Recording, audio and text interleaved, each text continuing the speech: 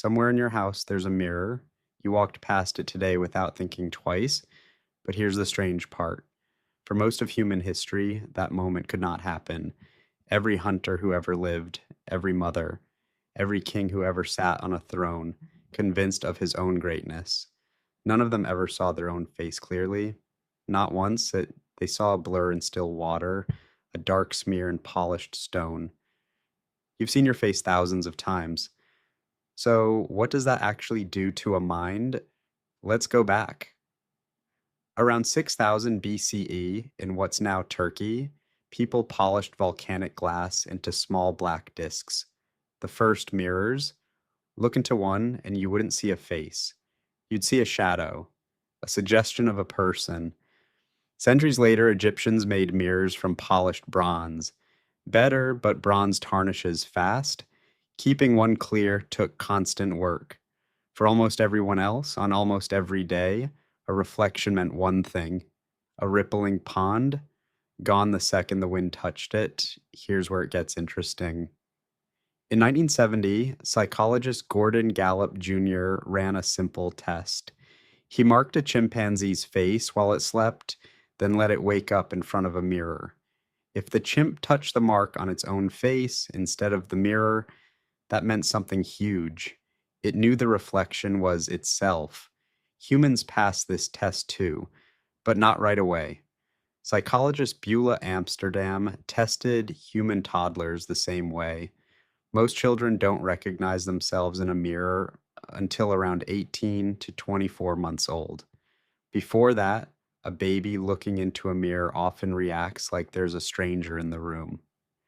Self recognition isn't automatic, your brain has to build it. And for most of history, once it was built, it barely got reinforced.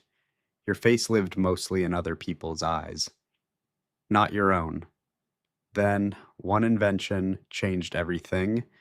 In 1835, a chemist named Justus von Liebig figured out how to coat glass with silver cheaply and reliably. Suddenly, a clear, accurate, stable reflection wasn't just for kings, it was for everyone. That's not ancient history. That's less than 200 years old. Then photography arrived, then film, then video. Now you carry a device that shows your own face from any angle in real time and lets you study it, adjust it, and send it to strangers. No human before the last few generations had anything close to this. Here's the part worth sitting with. The part of your brain that reads faces is ancient. It evolved to read other people. A flicker of anger, a flash of fear, because knowing who to trust used to keep you alive. That system was never built to stare at itself over and over all day. But that's exactly what you ask it to do now. Every mirror check before you leave the house, every glance in a shop window, every front camera you open just to see how you look, you're running an ancient outward facing system on a target it was never designed for. You don't need to feel bad about this. Almost nobody escapes it. But it helps to know where the habit actually comes from. It isn't some deep, permanent part of being human. It's shockingly recent. Your great great grandparents would have found it almost unimaginable. So, next time you catch your reflection, pause for half a second. Notice what you're doing. You're running one of the oldest systems in the human brain, on one of the newest habits a human has ever had.